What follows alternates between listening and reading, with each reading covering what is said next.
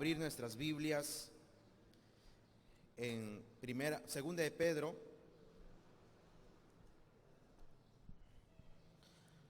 Vamos a leer desde el capítulo 2. Vamos a leer el versículo 1 del capítulo 2 y de allí nos pasamos al 9.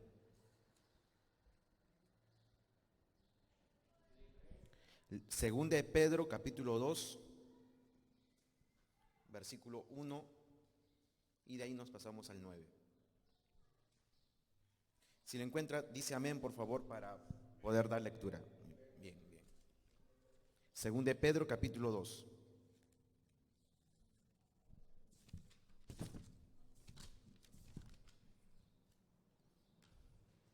Bien. Vamos a dar lectura. La palabra del Señor dice así: pero hubo también falsos profetas entre el pueblo, como habrá entre vosotros falsos maestros, que introducirán encubiertamente herejías destructoras y aún negarán al Señor que los rescató, atrayendo sobre sí mismos destrucción repentina. Entonces el capítulo 2 está hablando de falsos profetas y falsos maestros, ¿ya? Ahora, en ese sentido, en el versículo 9 continúa, ¿ya? Sabe el Señor librar de tentación a los piadosos y reservar a los injustos para ser castigados en el día del juicio. Y mayormente a aquellos que siguiendo la carne andan en concupiscencias e inmundicia y desprecian el señorío, atrevidos y contumaces, no temen decir mal de las potestades superiores, mientras que los ángeles que son mayores en fuerza y en potencia no pronuncian juicio de maldición contra ellas delante del Señor. Pero estos, hablando mal de cosas que no entienden, como animales irracionales, nacidos para presa y destrucción, perecerán su propia perdición, recibiendo el galardón de su injusticia, ya que tienen por delicia el gozar de deleites cada día. Estos son inmundicias y manchas, quienes aun mientras comen con vosotros, se recrean en sus errores. Tienen los ojos llenos de adulterio, no se sacian de pecar, seducen las almas inconstantes, tienen el corazón habituado a la codicia y son hijos de maldición. Bien, hasta ahí nomás vamos a leer. Voy a pedir al hermano Carlos, por favor, que haga una oración para poder iniciar el mensaje de esta mañana.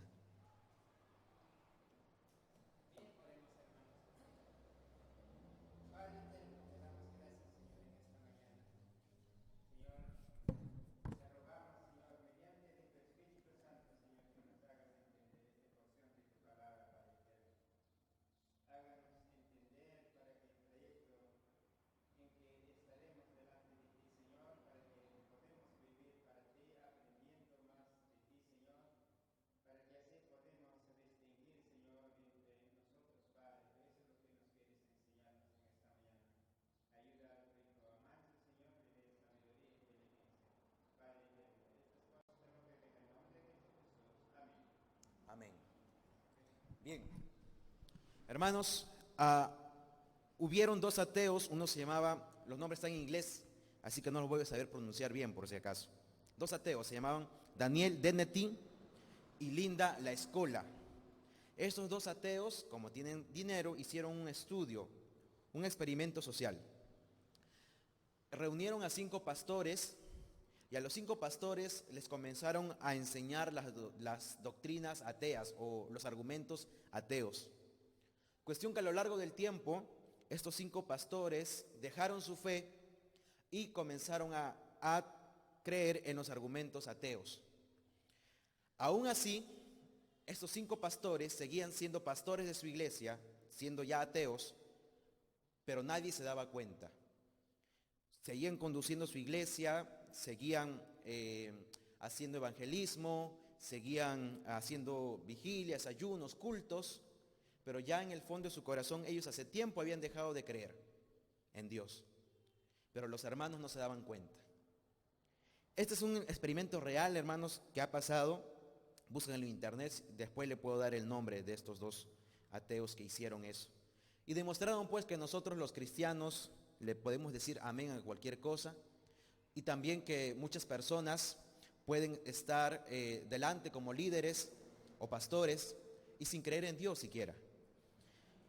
Hermanos, esta mañana vamos a hablar de los falsos profetas y los falsos maestros. Nosotros en la iglesia estamos llevando un curso que se llama Contendiendo por la Fe, o en palabras más simples, defendiendo nuestra fe o peleando por nuestra fe. Para eso tenemos, hermanos, el libro de Segunda de Pedro, que acompañado también del libro de Judas, son dos libros de la Biblia que hablan muy fuerte en contra de los falsos profetas y los falsos maestros. Hermanos, yo quiero que ustedes sepan, y también para los nuevos, que dentro de la iglesia, dentro de toda la historia de la iglesia, siempre ha habido falsos profetas y falsos maestros. Desde que Cristo dejó la iglesia en Hechos de los Apóstoles, en adelante han habido muchos falsos profetas y falsos maestros. Entonces vamos a saber esta mañana cómo identificar a esos falsos profetas, falsos maestros, qué características tienen, qué enseñan básicamente, y vamos a tratar de defendernos de eso. Bien, voy a pedir a nuestro hermano Anthony, por favor, que prenda los ventiladores porque aquí está haciendo un calor tremendo. Al fondo, por todos lados. Bien. Para poder entender, mis hermanos, el libro de Segunda de Pedro, que tiene como objetivo hablar en contra de los falsos profetas y falsos maestros, debemos entender para qué fue escrito, cómo fue escrito el libro de Segunda de Pedro. El libro de Segunda de Pedro, hermanos, no siempre se llamó Segunda de Pedro. Antes, las primeras iglesias lo llamaban Petrus B. Y lógicamente a Primera de Pedro, ¿cómo lo llamaban? Petrus A. Le decían así, hermanos, manejaban latín y esas cosas, pero bueno, ya ahora por suerte, ya no decimos Petrus B, suena medio raro, ahora le decimos Segunda de Pedro. Y es algo bueno para nosotros. Este libro de Segunda de Pedro, que estamos leyendo esta mañana, tome atención porque estos datos son importantes para entender el contenido de Pedro y Segunda de Pedro. Este libro de Segunda de Pedro fue difícilmente aceptado por las primeras iglesias para incluirlo en la Biblia. ¿Qué, hermano? ¿Alguien puso los libros en la Biblia? Sí, alguien puso los libros en la Biblia. ¿Alguien escogió los libros en la Biblia? Sí, alguien escogió los libros de la Biblia. No te asustes, esto no es un tema raro o malo. Es un tema que puedes preguntarle al pastor para que se te salgan las dudas. Es un tema muy amplio. Pero sí, en cierto momento la iglesia escogió qué libros van en la Biblia y no es algo malo. No piense usted, entonces los hombres lo hicieron. Sí, los hombres lo hicieron, porque ni modo que, como dice el pastor, que una piedra escoja los libros o que un animal escoja los libros. Hubieron hombres que escogieron los libros y el libro de Segunda de Pedro fue difícilmente aceptado dentro de lo que llamamos el canon de la Biblia, ya que tenía ciertas diferencias con el libro de Primera de Pedro. O sea, la primera iglesia decía, el libro de Primera de Pedro sí, está bien, está escrito por Pedro, 100% real, no fake, 100% aceptado. Pero el libro de Segunda de Pedro como que es un poco raro, como que no concuerda. ¿Y por qué ellos no querían aceptar este libro de Segunda de Pedro? Solamente porque en la escritura, en cómo lo escribían en griego, como que no se parecía mucho en el estilo de la escritura. O sea, para poder hacerles entender mejor. Ustedes han visto que hay películas que están en español latinoamericano y hay películas que están en español de España, ¿no? Las películas que están en español de España suenan medio raro, ¿verdad? Algo así era. Primera de Pedro como que estaba en español de Latinoamérica y Segunda de Pedro como que estaba en español de España. Entonces las personas cuando lo leían decían, de repente no fue escrito por Pedro. Pero luego, después de estudiarlo bien, se dieron cuenta que muchas frases que utilizaba Pedro en Primera de Pedro se repetían en Segunda de Pedro. Y por eso fue aceptado dentro del canon de la Biblia. Entonces, hermanos, a eso se le llaman los criterios de canonicidad. Y podemos decir con seguridad que Segunda de Pedro cumple con todos los criterios de canonicidad. Entonces podemos tener la seguridad de leer Segunda de Pedro, ¿ya? Ahora, ¿qué pasaba en el momento en el que se escribió Pedro? Este libro de Segundo de Pedro fue el libro casi póstumo del hermano Pedro, ya que lo escribió casi para su muerte. La tradición confiable dice que Pedro, ¿cómo murió? ¿Alguien se acuerda? De repente en la película lo ha visto.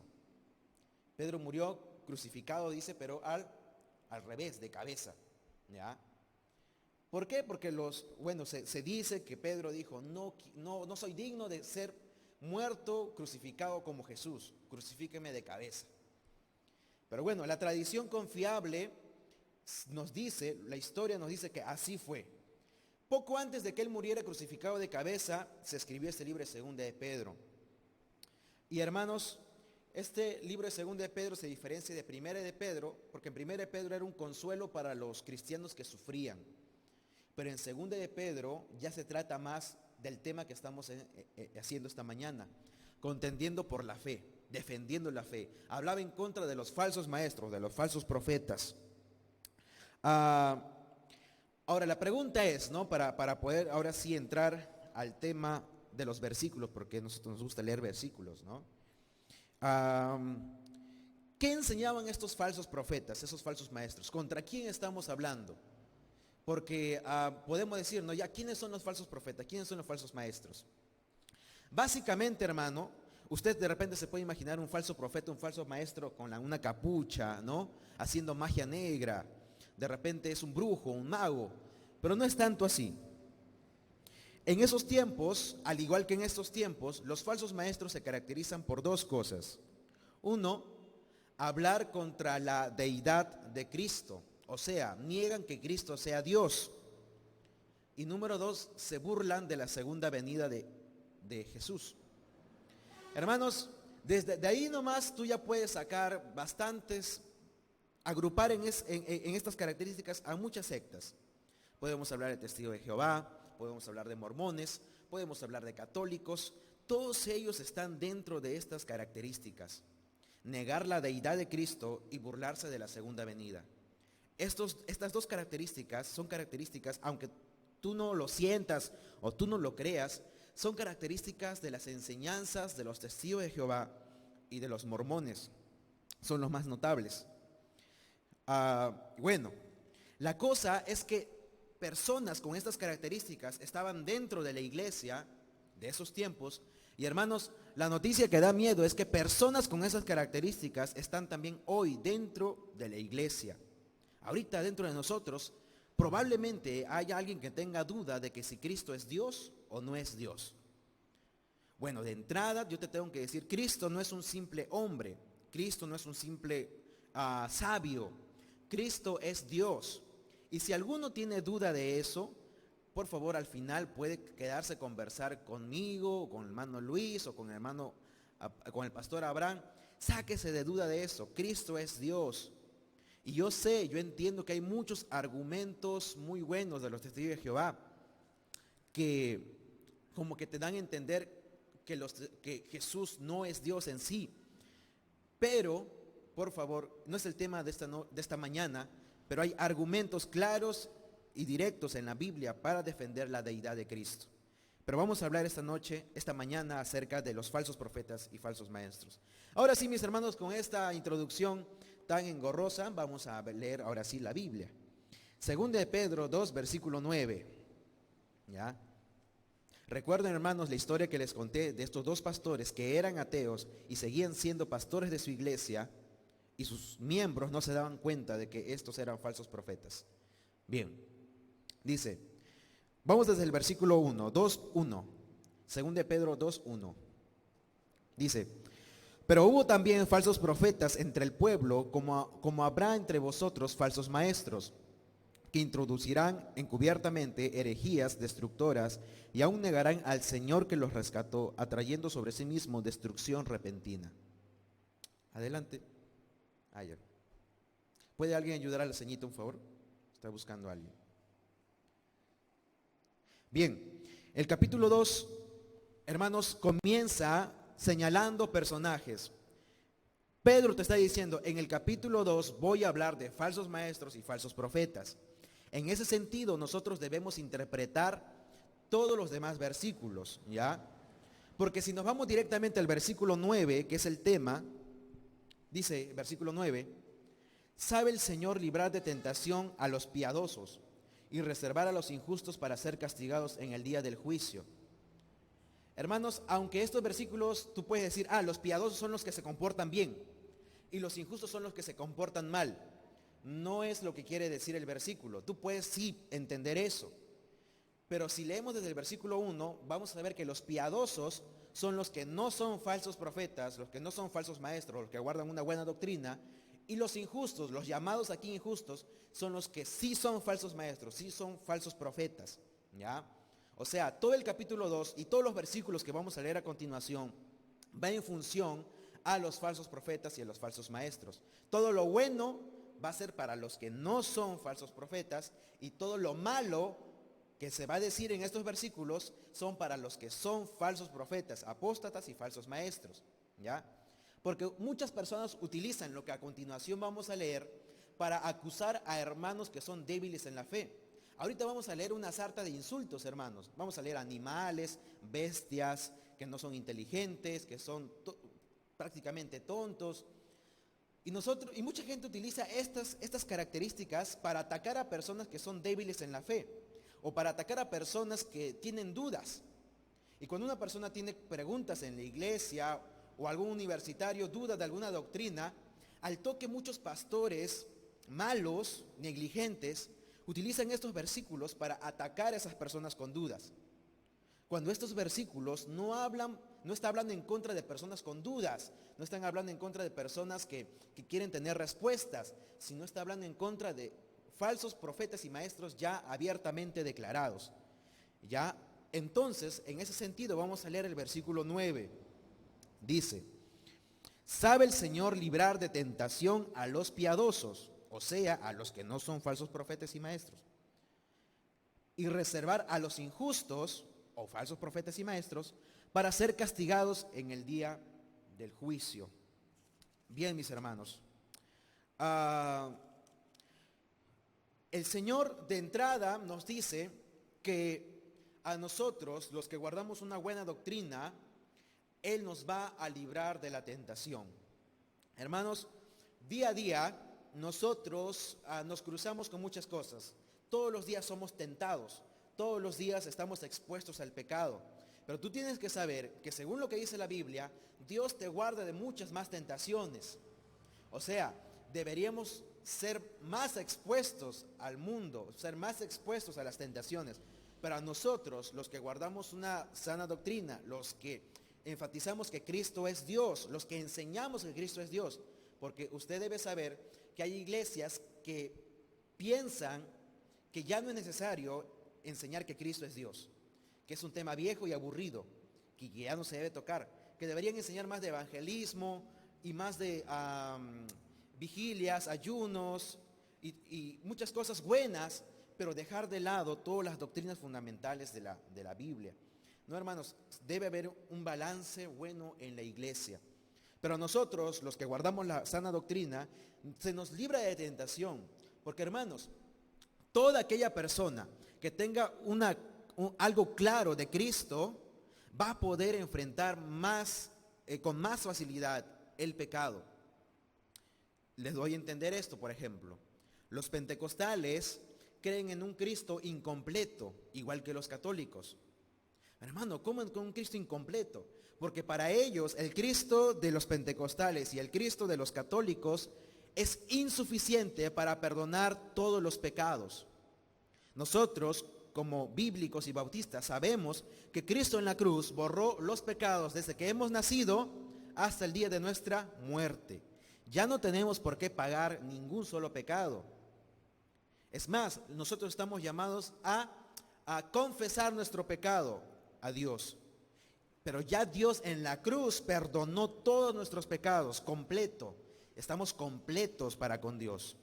En cambio, los pentecostales y católicos y testigos de Jehová y mormones y toda religión en general falsa enseña que uno no puede tener seguridad de salvación, que uno cuando cree en Cristo todavía sigue incompleto. y que yo, como estoy incompleto, tengo que hacer muchas cosas buenas, tengo que obedecer la ley, tengo que esforzarme bastante para poder completar ese poquito que me falta para estar con Dios. Eso, hermanos, es una doctrina falsa. Eso es enseñar a un Cristo incompleto. Y cuando los pentecostales, católicos y etcétera creen en eso, eso genera una fe débil. Cosa que el pentecostal o católico, cuando está expuesto al pecado, como él sabe que está incompleto, como se considera incompleto, como su Cristo, su Jesús es incompleto, él no puede tener las armas necesarias para luchar contra el pecado. Porque el pentecostal, el católico, lucha con el pecado con sus propias fuerzas. Porque él piensa que todavía no es del agrado de Dios, que todavía le falta algo, y él comienza a luchar con sus fuerzas. Y es por eso que en promedio las estadísticas dicen que en pentecostales, testigos de Jehová y católicos, bueno, católicos no tanto, pero más que nada en sectas así exigentes, las personas duran 5 o 10 años máximo dentro de la vida cristiana. Pero hermanos, yo he sido pentecostal, pero cuando vine acá me sorprendí de que acá hay familias que tienen generación tras generación y generación tras generación en la iglesia. La iglesia pentecostal se caracteriza, hermanos, por tener personas aisladas de su familia en la iglesia, que no tienen relación con su familia y que eventualmente renuncian a su fe porque se cansan, se agotan de luchar, porque están luchando en base a un Cristo incompleto. Pero en cambio nosotros, los que somos piadosos, según este versículo, podemos librarnos de la tentación, podemos luchar con la tentación, porque tenemos un Cristo completo. Hermano, hermana, si tú crees en el fondo de tu corazón que Cristo es incompleto, que todavía te falta pagarle algo a Dios, que todavía te falta devolverle algo a Dios, déjame decirte que estás en peligro, porque estás más expuesto a la tentación, a caer en pecado que los demás. Una persona con un Cristo incompleto, cuando cae, hermanos, cuando cae en pecado, se embarra hasta el fondo. Porque la lógica del que tiene un Cristo incompleto es que, como estoy incompleto, si caigo en algo, entonces hay que caer bien, pues. Hay que pecar, pero hay que pecar bien. Porque ya me perdí, ya estoy apartado, ya estoy lejos de Dios. Entonces vale la pena pecar. En cambio, el que tiene un Cristo completo como nosotros, cae en pecado, sí, no lo vamos a negar. Pero como tiene un Cristo completo, como sabe que es amado, como sabe que es hijo, como sabe que en la casa de su padre hay riquezas, hay comida rica, como sabe que en la casa de su padre, su papá está esperándole fuera de la casa para abrazarlo, vuelve rápidamente. Pero los que son falsos profetas y maestros, dice en la parte final del versículo 9, reservar a los injustos para ser castigados en el día del juicio.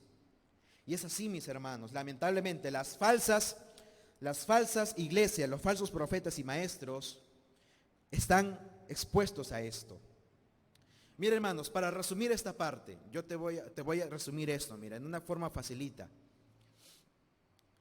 El evangelio verdadero es una noticia de que Cristo ya ha hecho todo por ti, para que tú puedas estar con Dios en comunión desde ahora y para siempre.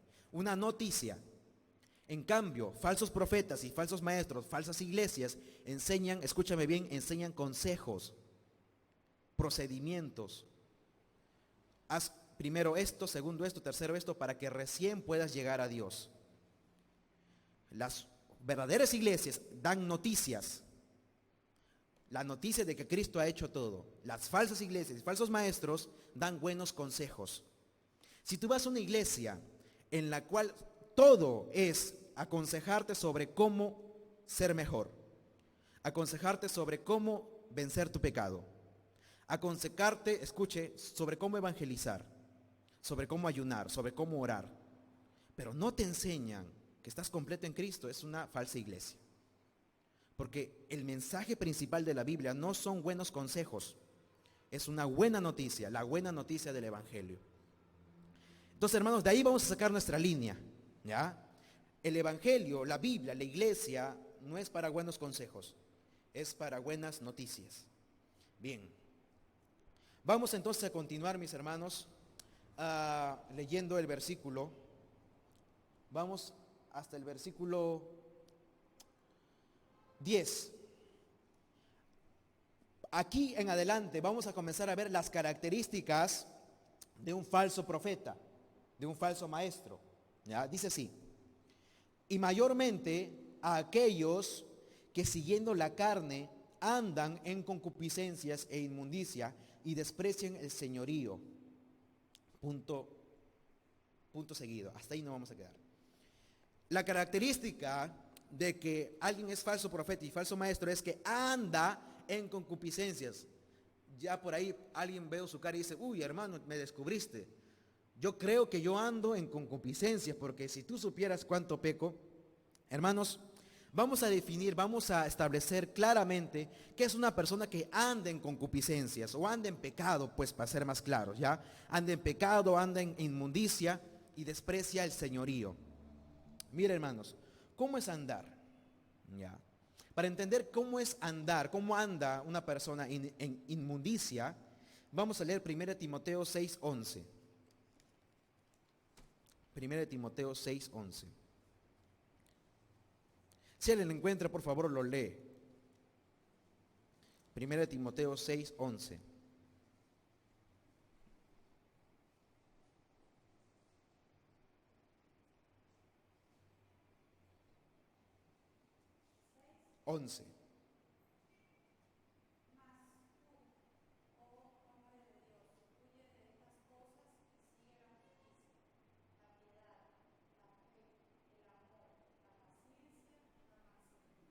Amén. Bien, mis hermanos, antes de saber cómo es andar en la concupiscencia, que es una característica de los falsos maestros, me faltó decir algo, hermanos, de entrada aquí. Si tú quieres saber si una iglesia está andando bien, tú tienes que darte cuenta de cuál es su énfasis en esa iglesia. ¿Qué es el énfasis? Es el tema que es más repetido. Hermanos, no puede haber una iglesia en la cual el énfasis sea solamente la lucha contra el demonio. No puede haber una iglesia en la que el énfasis de esa iglesia sea solamente el evangelismo, que su énfasis sea solamente los ayunos, las vigilias, la lucha espiritual. El énfasis de una iglesia correcta y bíblica debe ser Cristo. ¿Entiende? Cristo. Hablar sobre Cristo. Entender sobre Cristo. Con eso, hermanos, ahora sí vamos a ver cómo es alguien que anda en concupiscencias. Hermanos, nosotros caemos en pecado. ¿Ya? Sí caemos en pecado. Pero ¿qué es andar en la concupiscencia? Hermanos, el que ande con concupiscencia es aquella persona, escuche bien, porque no quiero que de ahí me digan hereje. Escuche bien. Aquella persona que dice que cree en Cristo, que viene a la iglesia, que asiste a la iglesia, que canta a Dios, aquí sentado en la iglesia, pero que no ha reemplazado sus horas de pecado con horas de buenas obras para Dios y para el prójimo. ¿Cómo es esto?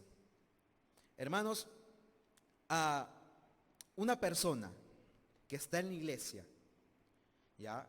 Pero que solamente está en la iglesia sentado y llega a su casa o sale a la calle a tener horas libres, ¿ya? Muchas horas libres.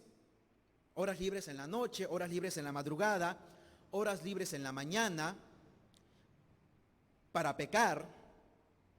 Esa persona anda en concupiscencias.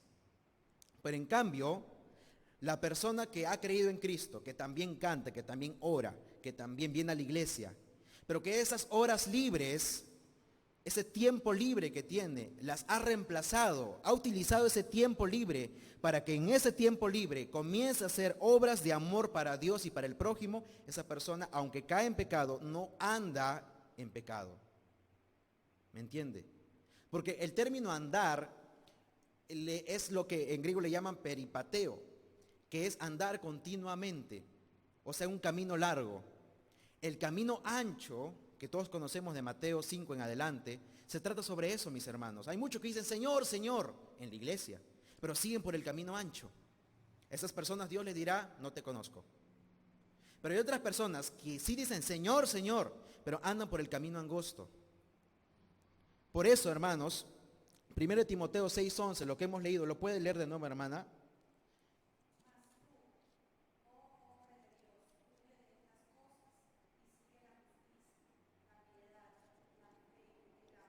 Ajá. Bien, dice, mas tú, oh hombre de Dios, huye de estas cosas. Dios te está pidiendo, ¿no? No peques, prácticamente, no, huye. Pero no te dice, huye y anda corriendo sin ningún objetivo. No, no es así, eso no sirve para nada, hermanos. El que simplemente huye y se va corriendo del pecado sin ningún objetivo, termina dando la vuelta y volviendo al pecado. ¿Me entiende? Por eso que la Biblia sabiamente dice, huye de estas cosas y te da un objetivo.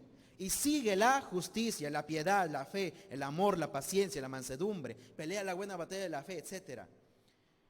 Hermanos, si tú quieres vencer el pecado, tienes que reemplazar tus horas de pecado por horas de buenas obras y acciones. Por eso, hermano, que tú no puedes vencer tu pecado, ese pecado que tanto te atormenta, que tanto te hace sentir culpable. Vas a poder dejarlo cuando la hora en la que tú cometes más pecado, la reemplazas por una buena obra. O sea, si yo antes estaba acostumbrado a pecar, mis días favoritos para pecar eran los viernes de 7 a 12 de la noche. Buscaba algún motivo para pecar en cualquier lado. Debo reemplazar ese horario por seguir el amor, la paciencia, la piedad y la justicia. Porque, hermanos, si nosotros decimos, soy cristiano, voy a la iglesia, suficiente, no va a pasar nada en nuestra vida. Vamos a andar en concupiscencias. Y a la larga, hermanos, vamos a volvernos falsos profetas y maestros. Vamos a volvernos así. Entonces, hermanos, esto nos involucra bastante a nosotros los bautistas, ya que nosotros los bautistas, según nosotros, somos considerados académicos y etcétera. Pero, hermanos, nada puede reemplazar el hecho de salir de nuestras casas a la calle y buscar algo que hacer para el prójimo. Nada reemplaza eso. Si te cierras en tu casa a estudiar horas y horas la Biblia, que no está mal, pero está muy bueno, pero si solamente vives para ti y para Dios, vas a terminar en una vida, en un estilo de vida de concupiscencia. Tenemos que salir a la calle, hermanos, hermanas.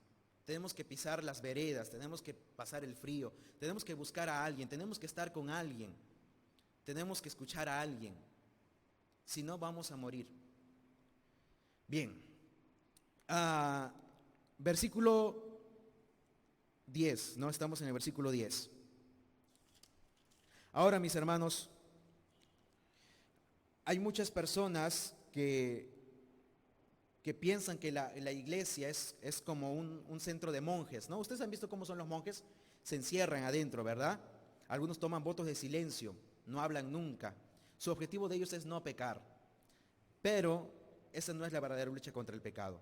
La verdadera lucha contra el pecado, hermanos, es salir de nuestros monasterios y enfrentarnos a la gente. No enfrentarlos para humillarlos o para hacerlos menos que nosotros, sino enfrentarnos al evangelismo con esas personas, enfrentarnos a gastar en esas personas, enfrentarnos a escuchar a esas personas. Bien.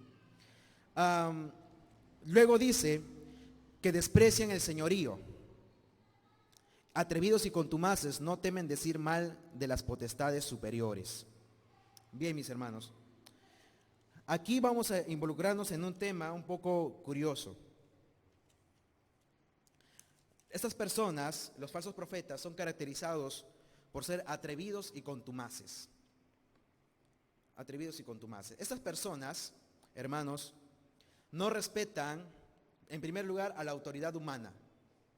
No respetan a sus autoridades en la política.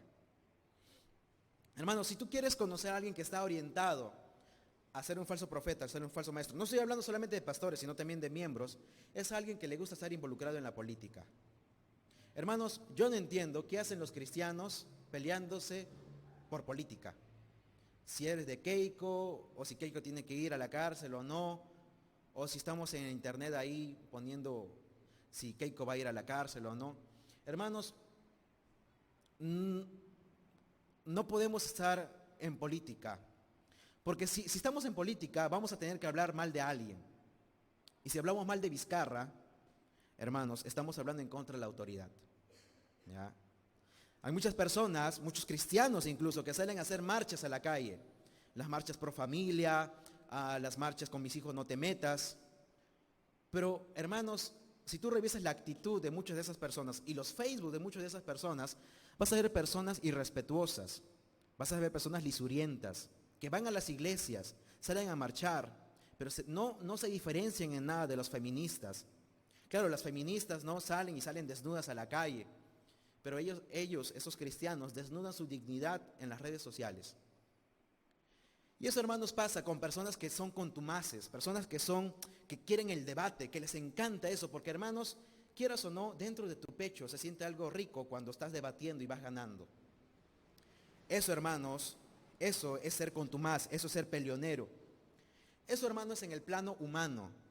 Si tú eres así, si te encanta la política, si vives de política, si tienes tu preferido, o si has insultado a Vizcarra, y si estás en contra de la política de los venezolanos, muchas cosas que puedes tener en tu corazón, mis hermanos. Deja eso, son cosas que no tienen importancia. Hay cosas más importantes. Pero en otro sentido, los atrevidos y contumaces, en la Biblia señalan que son atrevidos y contumaces contra las potestades superiores. Voy a ser muy puntual en esto, hermanos, porque se acaba el tiempo. Tanto el libro de Judas como el libro de Pedro, como que repiten lo mismo. Estos falsos profetas y falsos maestros son los que insultan al diablo. Hermanos, ¿pero no deberíamos insultar al diablo, hermano Amancio? No, hermanos. La Biblia dice en Judas que el diablo y sus demonios son potestades. Suena medio raro, ¿no? Yo te entiendo, suena medio raro. Pero sí, hermanos, son potestades, son autoridades. Tienen su autoridad. De tal manera que el libro de Judas dice que los ángeles no se atrevían a maldecir al diablo, sino que les dijo, el Señor te reprenda. ¿Me entiende? Hermanos, cuando tú vas a una iglesia, esas iglesias carismáticas, pentecostales, vas a encontrar a muchas personas que casi todo el culto se la pasan insultando al diablo, insultando a los demonios, luchando contra el demonio. Hermano, la Biblia prohíbe eso. Suena medio raro, ¿no? Yo te entiendo. Y la primera vez que lo escuché, yo también dije, he estado equivocado toda mi vida. Pero, hermanos, la Biblia prohíbe eso. Porque esa actitud contenciosa de estar insultando al diablo, de estar insultando a los demonios, no nos corresponde a nosotros, le corresponde a Dios. Dios es quien debe reprender al diablo, Dios es quien debe castigar al diablo. Nosotros no somos nada, hermanos, no somos nada. Más bien, las personas que hacen eso revelan que dentro de ellos son contumaces, peleoneros, que se creen con autoridad, que se creen que tienen algo de divinidad, que te reprendo tiene la autoridad de Dios. No es así, hermanos, no es así. Si alguien tiene ese concepto, si alguien en su mente tenía ese concepto, yo le pido que se arrepienta, porque no es la manera correcta de vivir la vida cristiana. Es más, de entrada, Cristo ya venció al diablo y ya nosotros no tenemos nada que votar, reprender e insultarlo a él. Ya Dios se va a encargar de juzgarlo. Ojo, quiero dejar bien en claro que yo no estoy de parte del diablo, porque alguno de ustedes vaya a pensar eso. El hermano defiende al diablo y los demonios. No es así. Lee el libro de Judas. Lee este libro, vamos a leer. Atrevidos y contumaces, versículo 10, después del punto seguido. Atrevidos y contumaces no temen decir mal de las potestades superiores, mientras que los ángeles, que son mayores en fuerza y en potencia, no pronuncian juicio de maldición contra ellas delante del Señor. Pero estos, hablando mal de cosas que no entienden, como animales irracionales, nacidos para presa y destrucción, perecerán en su propia perdición. Bien, mis hermanos. Estas personas, como dice la Biblia, son como animales irracionales. Animales irracionales que como no entienden la persona de Cristo, les gusta estar ahondando en otros temas secundarios. En otros temas secundarios, como por ejemplo la lucha contra el demonio, en otros temas secundarios como el ayuno, la vigilia, como el evangelismo, no son cosas malas, pero son cosas secundarias. La doctrina principal, hermanos, es la doctrina de Cristo. Y muchas personas dicen, no, pero qué aburrido, hermano, que me enseñes de Cristo, que me enseñes pura letra. Yo quiero ir a la práctica, quiero ir a tocar puertas, quiero ayunar, quiero vigilar. Sí, lo puedes hacer. Pero si no tienes en claro quién es Cristo, vas a terminar siendo un falso profeta y un falso maestro. Vas a terminar siendo un orgulloso, una orgullosa, un creído, un votado, una votada. Y cuando evangelices vas a hablarle de un Cristo falso a las personas. Porque no has entendido quién es Cristo en primer lugar. Hablan de cosas que no entienden como animales irracionales. Ahora, hermanos, quiero dejar algo en claro aquí. Para dar a entender esto último, entiéndame esto. Vamos a hablar de nuestra fe y nuestra práctica. ¿Ya? Por acá va a estar la fe, por acá va a estar la práctica. ¿Ya? Cuando yo digo fe, me refiero a todas las doctrinas que debemos saber. ¿Ya? Estudiar la Biblia, saber las doctrinas, tenerlo bien en claro en la mente y en el corazón. Cuando yo hablo de práctica, estoy hablando de ser hacedores, no solamente oidores, y salir a la calle, evangelizar, estar tocando puertas, ayunar, vigilar, eso es práctica. Saber de la Biblia no está mal. Hacer cosas prácticas no está mal. Tener fe, desarrollar la fe no está mal. Desarrollar la práctica no está mal. Ahora, entiéndame esto. Si solamente desarrollas tu fe, a la larga vas a terminar siendo inteligente. Sí.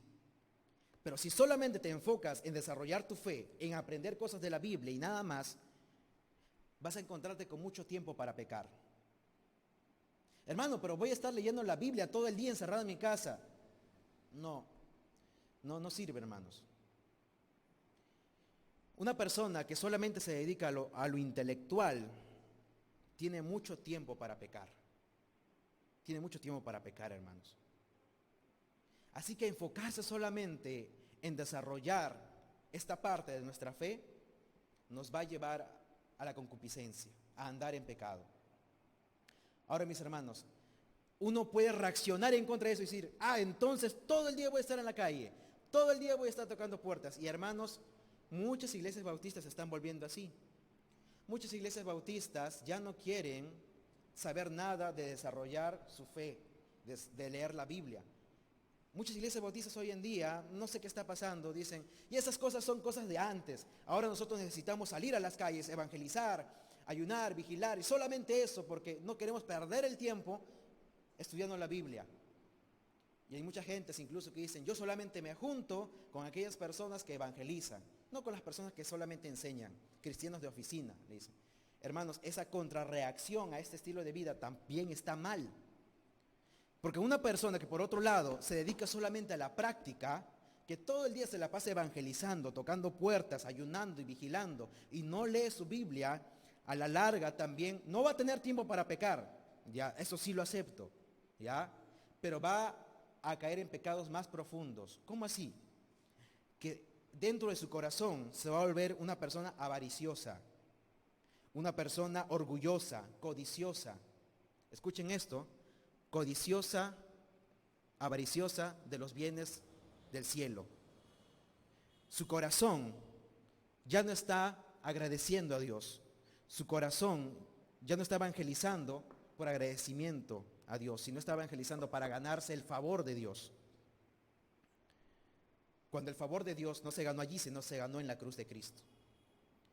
Una persona que solamente se dedica a la práctica también va a terminar siendo un falso profeta y un falso maestro, orgulloso, malo, soberbio, abusador. Entonces, hermanos, ¿qué debemos hacer en ese caso? Debemos desarrollar tanto nuestra fe y también tanto nuestra práctica. Las dos cosas. Y hermanos, me siento satisfecho de estar en un lugar como esta iglesia, en la cual se pone énfasis en esas dos cosas. Tanto desarrollar nuestra fe y tanto también desarrollar nuestra práctica. Pero en la vida personal, hermanos, de cada uno de ustedes, póngase a examinar. ¿Qué está desarrollando más? ¿Lo que hemos llamado esta mañana fe o solamente lo que hemos llamado práctica? Tiene que desarrollar usted lo que es fe y práctica a la vez. ¿Ya? Jesucristo en el libro de San Juan 1 se le califica como el que mostró todo lo que es gracia y todo lo que es verdad. Las dos cosas, mis hermanos. Nosotros también, al igual que Cristo, debemos tener gracia, pero también debemos tener verdad. Debemos desarrollar nuestro contacto con el prójimo, pero también desarrollar las doctrinas que son importantes para evangelizar, para compartir, para predicar, con gracia y con verdad, con fe y con práctica. Es allí, en esa línea, donde se tuerce las cosas y uno se puede orientar a ser un falso profeta y un falso maestro. Es allí, hermanos. Entonces, con eso, mis hermanos, ya acabó el tiempo, vamos a orar. Señor, te